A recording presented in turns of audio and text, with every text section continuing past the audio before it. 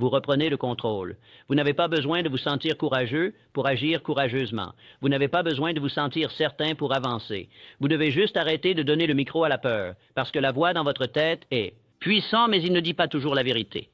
Et le plus grand mensonge qu'il raconte est que la peur est votre limite. C'est votre signal. C'est le drapeau qui dit que vous vous tenez au bord de votre croissance. Et que se passe-t-il ensuite? Cela dépend de vous. La peur grandit dans l'obscurité, dans le silence, dans l'évitement.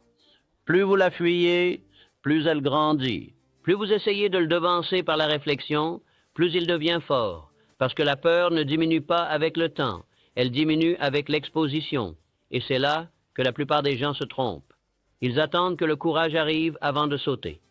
Ils attendent que la peur disparaisse avant de faire le premier pas. Mais le courage ne vient pas avant l'action.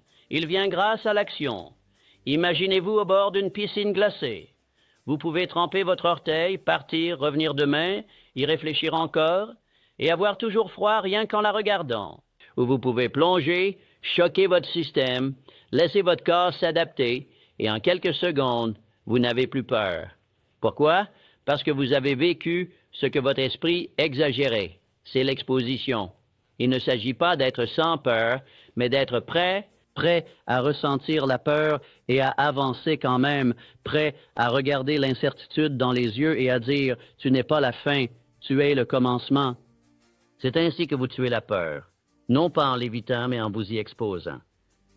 Vous vous penchez vers ce qui vous terrifie. Vous pratiquez l'inconfortable, vous le rendez familier, et plus il devient familier, moins il a de pouvoir sur vous. Parlez même lorsque votre voix tremble. Engagez-vous même lorsque vos mains tremblent.